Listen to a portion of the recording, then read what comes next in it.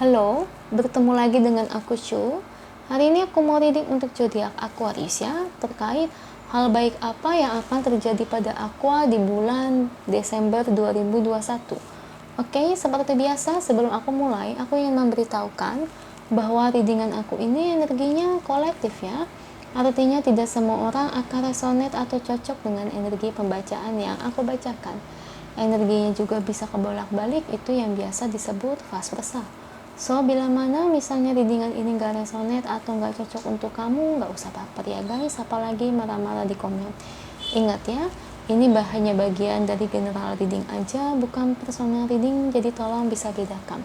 Kalau dirasa gak resonate ya, berarti energi ini bukan untuk kamu ya, simple sebetulnya. Itu aja sih, bagi kalian yang ingin readingan ini akurat 100%, kalian bisa melakukan personal reading dengan aku dengan menghubungi WhatsApp aku yang ada di description box bawah ya. Untuk syarat dan ketentuannya bisa langsung WhatsApp saya aja. Oke? Sebelum mulai izinkan aku terlebih dahulu untuk berdoa ya. Oke, Aqua. Kalau bisa kamu ikuti readingan aku ini dari awal sampai akhir ya. Terutama ketika aku shuffle kartu ini, biar energi kamu bisa nitip di kartu saya agar hasilnya resonate. Kita lihat Aquarius, hal baik yang akan terjadi pada diri kamu di bulan Desember 2021. Kita lihat dari energi kartunya untuk Aqua. Saya 10 kartu untuk Aqua, saya ambil kartu yang jatuh atau kartu yang terbuka sebagai energi pembacaan. Oke, kartu pertamanya ada Ten of Swords,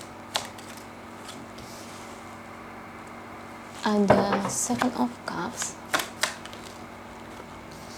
Seven of Pentacles,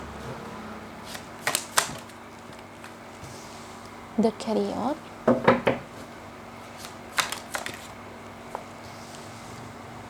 Judgment. Okay, Nine of Pentacles, Four of Swords,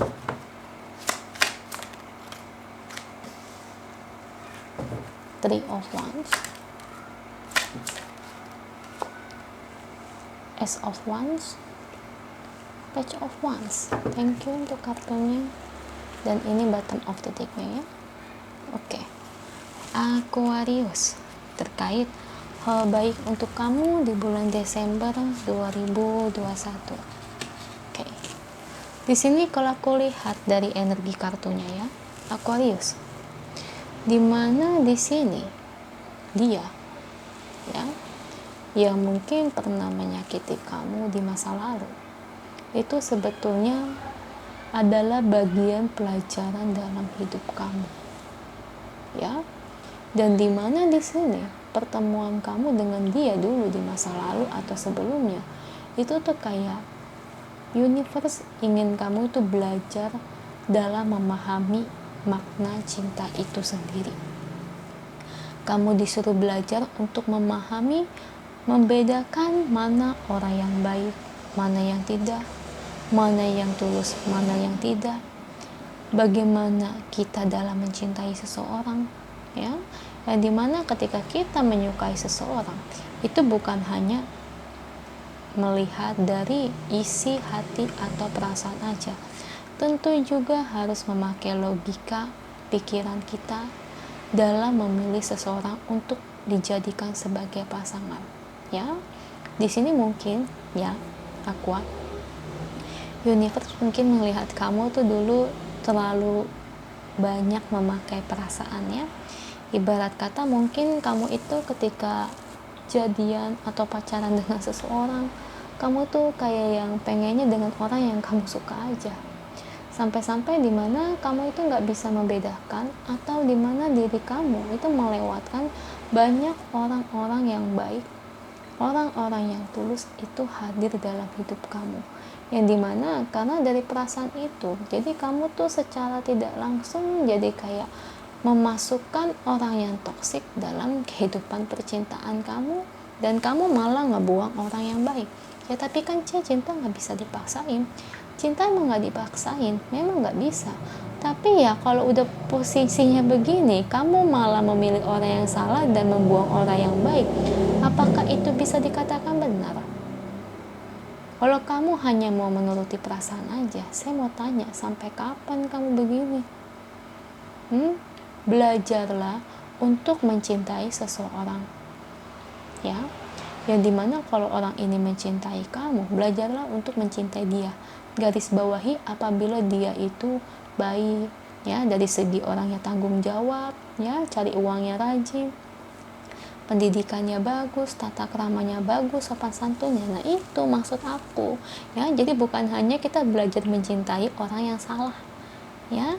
Semoga sih teman-teman bisa paham, ya. Soalnya aku pernah tuh kadang-kadang tuh suka dapat komen, ya, kayak di channel pertama, kadang channel kedua, channel ketiga, aku suka baca-bacain. Selalu aja pada ngomong cinta nggak bisa dipaksain, cinta nggak bisa dipaksain. Iya, cinta nggak bisa dipaksain. Tapi kalau kamu mau begitu terus selamanya, gimana? Susah jodoh nggak? Sekarang aku tanya, kalian udah punya pasangan belum? Ya, nih bagi yang jomblo, ya. Kalau bagi yang udah punya pasangan, ya no problem. Tapi bagi yang jomblo, nah, kamu kayak gitu mau sampai kapan? Nggak mau belajar untuk menyintai orang yang memang mencintai kamu. Ibarat kata, ya, di sini tuh kamu harus pahami arti dalam cinta itu sendiri dan ketulusan, ya. Jadi hal baiknya di sini adalah dimana kamu banyak belajar mengenai cinta, mengenai dalam memilih pasangan, ya. Yang dulu kamu selalu memakai perasaan, tapi sekarang mungkin, ya, setelah mungkin kamu dengari dengan ini dan setelah melalui pengamatan, pengalaman kamu, jadi akhirnya ujung-ujungnya kayak diri kamu itu, ya, paham dimana diri kamu itu tidak mau terlalu baper atau terlalu cinta kepada seseorang, yang dimana kalau orang itu aja tidak cinta banget sama aku, ya bagus kayak gitu, ya. Jangan sampai kasusnya itu kayak teman saya tuh kayak gitu tuh, banyak banget nolakin orang yang baik tapi malah pilih orang yang toksik, dan akhirnya apakah hidupnya bahagia sesuai dengan pilihannya yang katanya cinta nggak bisa dipaksain? Ya tentu nggak bahagia lah. Emang bisa bahagia? Ya tentu tidak. Jadi makanya kita memilih seseorang itu, ya, pakai pikiran, ya, gimana nih orangnya, oh, tata keramanya, pendidikannya, keuangannya. Nah, itu yang kita pilih tuh begitu, ya. Bibit bobotnya harus bagus, ya. Nggak usah sampai cari yang kayak wah banget kayak Raffi Ahmad, ya. Tapi ya masyarakat biasa kan juga banyak, dan itu pun kalau sudah lumayan cukup mapan dan dia tanggung jawab, ya itu bagus. Ya aku, ya, saya sih berharap sih bagi kalian yang pikirannya belum terbuka, hanya mengandalkan cinta aja di perasaan, ya susah sih. Jangan tanyakan kepada saya kapan jodoh datang, tapi tanyalah kepada diri kalian sendiri, mau nggak mengubah diri kalian itu dalam memahami cinta itu lebih baik lagi. Jadi jangan hanya serta-merta mengikuti perasaan. Nah, kalau Cece sendiri gimana? Kalau dari saya sendiri, saya pacaran dengan pacar saya yang sekarang, emang awalnya saya suka? Ya tentu enggak, apalagi kalau kita wanita.